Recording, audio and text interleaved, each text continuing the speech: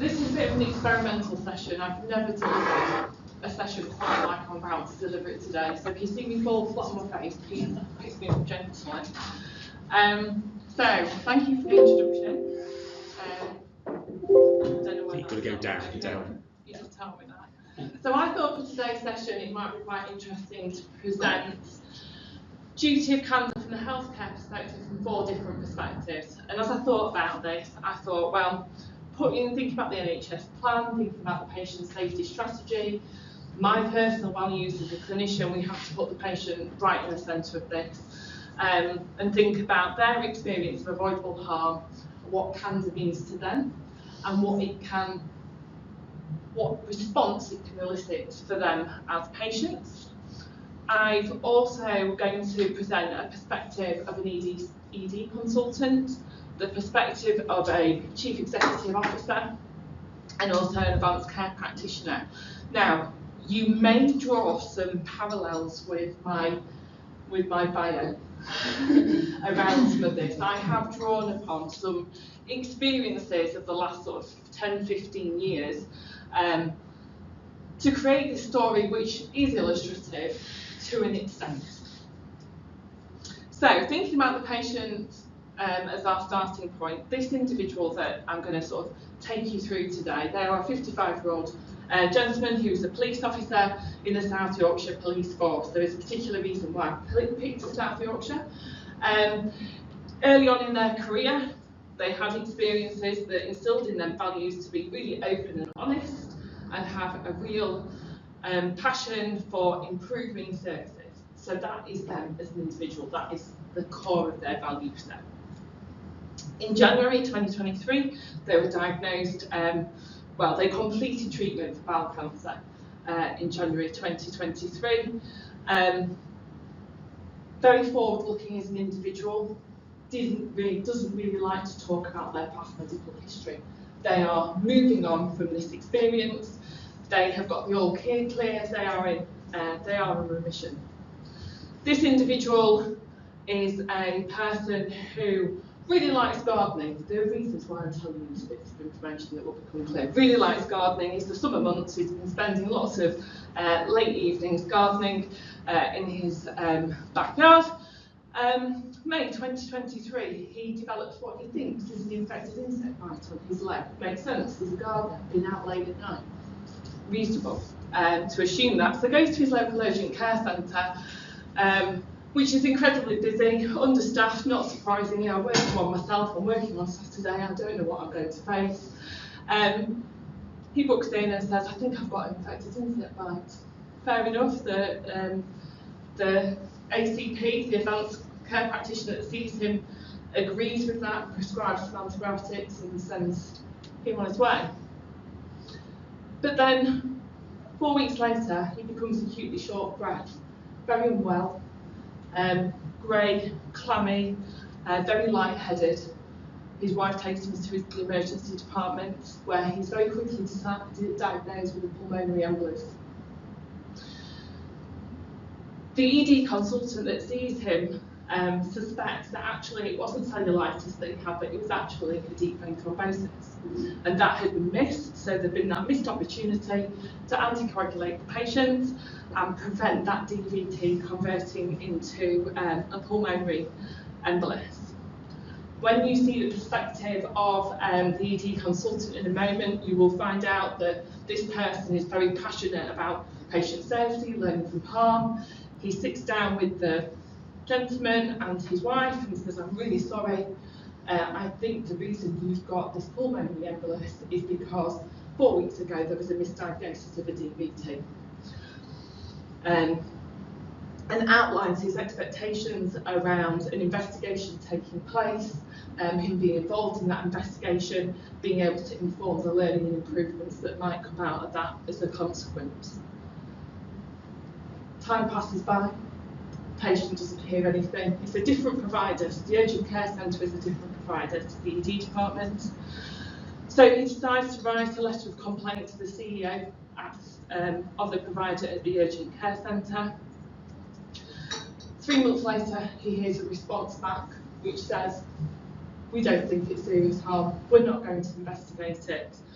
And the clinician that saw you, they're a locum clinician, they're no longer working in the service, potential further harm mitigated.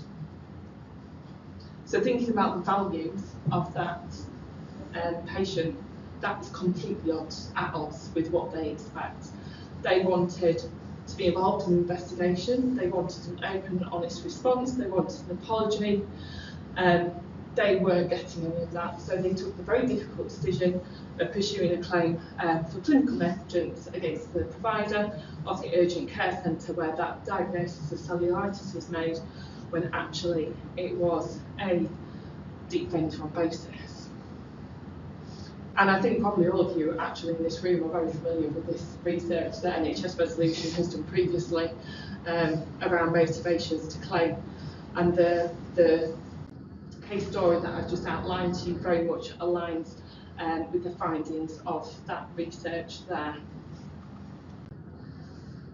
So I'm going to move on now to that perspective of that ED consultant. So, as I mentioned, very quick to recognise that avoidable harm occurred.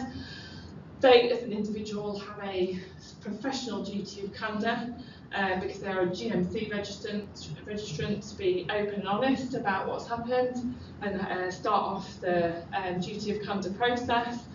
They have a duty to report it by their local reporting systems, whether that be Datix or another equivalent. But because the harm actually occurred in a different provider, they're not required to fulfil the statutory duty of candour. But they do have a duty to advise that provider of the harm. And as I mentioned earlier, the ED consultant is very passionate about patient safety and learning from harm. And they are also a patient safety specialist. So I don't know if anybody are aware of patient safety specialist training. No? So it's part of when the patient safety strategy was launched in July 2019. Within that, one of the ambitions was to create a patient safety syllabus for clinicians and the NHS workforce to complete to increase their knowledge and skills around all things patient safety related.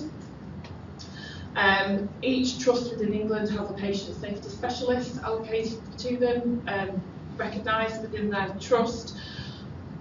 Arms-led bodies have patient safety specialists as well, so within the safety and learning team, all the leads are patient safety specialists, and I'm a patient safety specialist myself. You have to complete the patient safety training to be a patient safety specialist. Within that, there is a lot of content around duty of candour, saying sorry, a lot of content around organisational culture as well, which I will come on to in a little bit. But this ED consultant, you know, those values and those beliefs have very much been made a positive impression on the patient because they've got an expectation set there around what the response to harm should be in this particular incident. So I've just put in a little infographic there. That's from the patient safety syllabus. It's from the strategy that talks about insight, involvement and improvement, putting patients at the centre of patient safety. That has to be underpinned by an appropriate safety culture being embedded within an organisation for it to be successful. One of the key elements of the patient safety syllabus is taking a systems approach to learning about harm rather than focusing on individual actions. A very popular patient safety methodology that's being used at the moment is the System Engineering Initiative for Patient Safety model, or SEAPS model. As a safety and learning team, we're using this a lot now when we're doing our thematic analysis of claims data. So not thinking solely about the actions of a person, what they did or did not do in the events leading up to harm, but thinking about the other factors at play. So what was the role of tools and technology, tasks, the organisation, the internal, external environment. And taking such a holistic view helps to implement safety improvements that are far more impactful and successful, rather than concentrating on the individual actions of the person alone. And further on in the presentation, we're going to come back to a version of this slide concerning this particular incident. So let's think about the perspective of the CEO. This is not the CEO of the social enterprise that I work for, just to be absolutely clear. Helen was devastated if she thought I was saying that, because I'm not. The urgent care centre is run by a social enterprise within the region. The CEO for that organisation has a background in property management. They aren't a healthcare professional. The professional duty of candour doesn't apply to them. The statutory duty of candour possibly does, but they are very clear that in their personal belief system that they don't need to be overly open and honest with the patient about what has happened. As far as they see it, the ACP should be held accountable for the harm. They're going to remove them from working in their service, and that's the end of the issue. They don't consider the incident to be notifiable to the CQC. I would probably dispute that. You would probably all be aware of the Healthcare and Social Act regulations around the statutory duty of candour that's overseen by the Care Quality Commission. A notifiable safety incident must meet all of these three following criteria. So it must have been unintended or unexpected.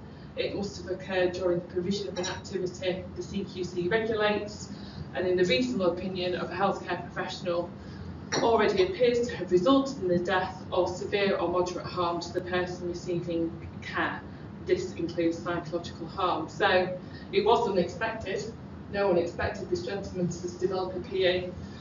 It did occur during the provision of activities that the CQC regulates, but it was the third point that the CEO felt that the criteria wasn't fulfilled. So there was a short admission to HDU, but they didn't consider that to be severe or moderate harm. So they decided it wasn't a notifiable patient safety incident.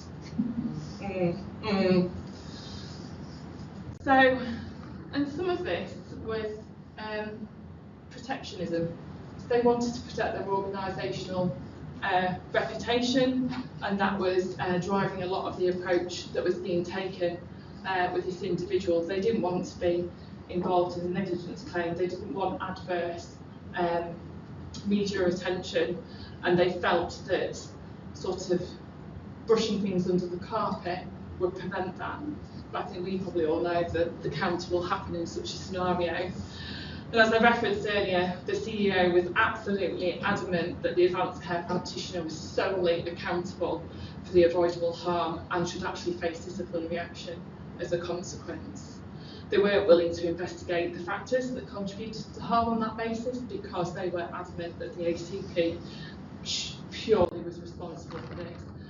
And those themes very much come through in our Being Fair work that we do at NHS Resolution, where we are encouraging organisations to take a systems approach to understanding why harm occurs and moving away from blaming individuals. So to do that, all actions need to be understood. All the different contributory factors need to be looked at and examined through an investigation to enable that fair and proportionate learning of the staff and actually meaningfully improve patient safety. So let's have a little bit of a think about the ACP. The ACP, as you can imagine, was absolutely devastated when they discovered that they had missed a diagnosis of DVT, and that the patient has subsequently gone on to develop a PE. They recall the day very well. They recall the patient quite accurately. It was a good consultation. The rapport was good. The patient and the wife seemed very happy with the outcome of the consultation. But who knew what was going to happen in 4 weeks' time? Like many ACPs, this ACP was a locum ACP, had only very recently joined an agency, wanted to work flexibly, needed additional money, so quite a few external drivers there in terms of where they chose to work. They'd never worked in this urgent care centre before. That was the first time working there. They were very unfamiliar with the electronic patient record system. They were unfamiliar with the local clinical pathways that existed within the local healthcare system. They had been advised that when they worked in the shift, they would be working alongside a GP, but the GP rota couldn't be filled, so this individual actually worked in isolation by themselves. There was a high volume of patients, so a very, very pressured shift that they were working. Their assessment of the patient was reasonable in terms of following NICE guidance to an extent. Clinical observations were all complete, the news score was 0, there was a low-grade fever, all very much fitting with that diagnosis of cellulitis, an infected insect bite, exactly what the patient suspected that they thought they'd had. They prescribed the appropriate course of antibiotics, they gave appropriate safety netting for sepsis as a development of cellulitis, but there were some key things that they didn't ask. So they didn't ask, tell me about your past medical history in some detail. They didn't have the knowledge from the electronic patient record system that the patient had recently finished a course of chemotherapy. If they had thought about those things, if they'd gone onto the NICE guidance and looked at the cellulitis clinical knowledge summary, it would have prompted them to think DVT. And if they'd have gone on to then look at the NICE guidance for DVT, they probably then would have started to ask some different questions, which would have increased the index of suspicion for a DVT. So there could have been some very different decisions made had the pressure not been so great on that clinician at that moment of time. So the ACP is notified by the provider of what's happened, and they're asked to produce a statement.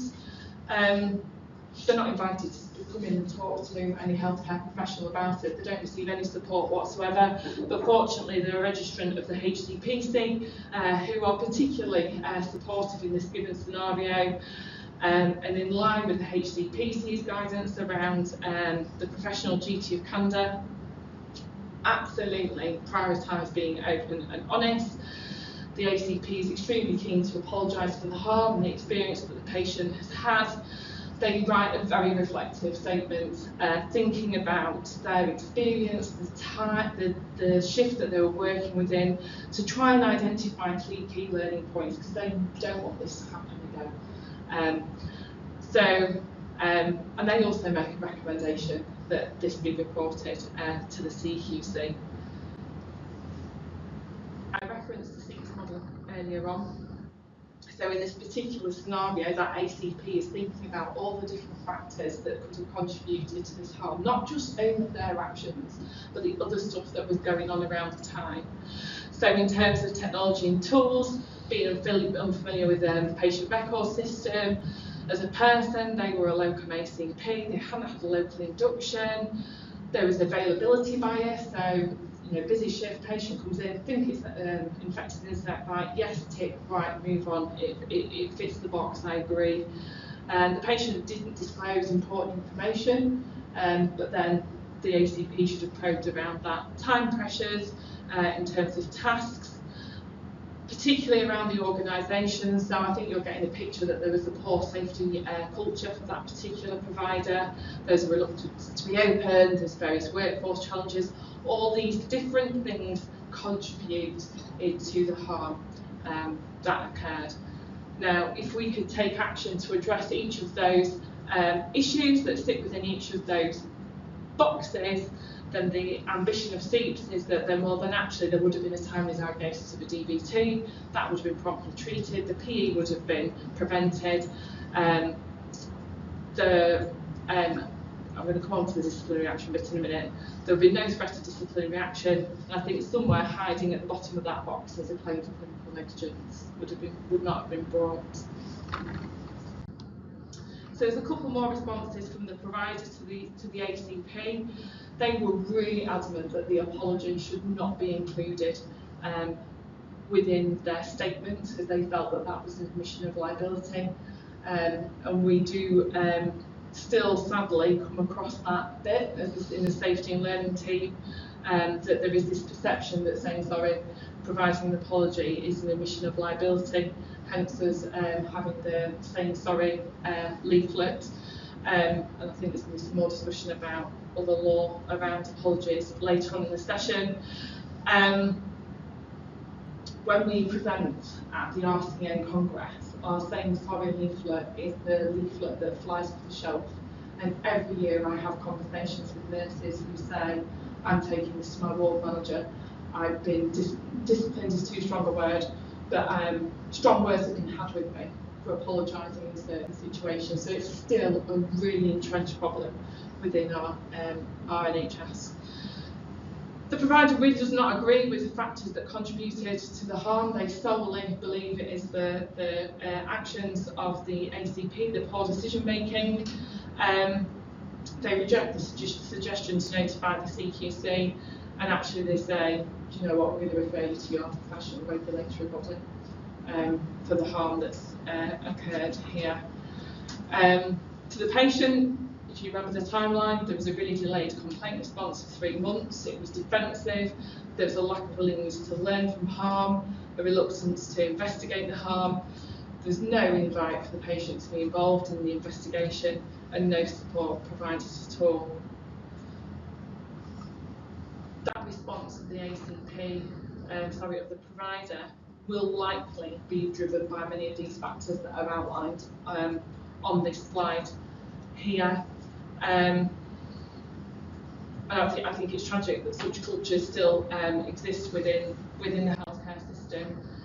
We know through the work that we do, and particularly with our claimants and defendant collaborative, that there are still misunderstandings that exist around the professional statutory duties of candour, and hopefully that's come through a little bit in this illustrative case story. This duty of candour animation we produced about 2 years ago. We've had over 100,000 downloads of it now. It's our most popular resource. It's embedded into the patient safety syllabus as well. But it just very simply explains what the expectation is around the professional duty of candour and the statutory duty of candour. I referenced the patient safety strategy earlier. We now have PSERF. PSERF has been in place nearly a year. The thresholds for investigation have changed, and unfortunately healthcare providers are changing or still exploring how that impacts on their thresholds for apologies as well. So there are sometimes, but I don't know if everybody else is hearing this, sometimes we're hearing, well, it's not going to be investigated, it's not one of our, it's one of our PSERF priorities, so we're not going to apologise. So it's a bit of a tricky landscape. And I've already referenced our Being Fair work. The report that I've outlined here is around Being Fair too, and that's around fair proportionate responses for healthcare staff, because we do know from not only research undertaken by our practitioner performance advice team at NHS Resolution, but also the NMC and the GMC, that certain groups of people are more likely to face disciplinary action. And one of those groups are those groups who have impairment contracts, so our local staff. So that really plays out in this particular scenario here. So hopefully I have given you 4 useful perspectives on the duty of candour and how the duties of candour and how they may be or may not be fulfilled within different organisations, and hopefully it will connect into the later discussion around regulation of managers and how perhaps if that chief executive officer had been bound by some sort of professional duty to be open and honest, the outcome for that particular patient might have been more satisfactory, and also for the ACP as well.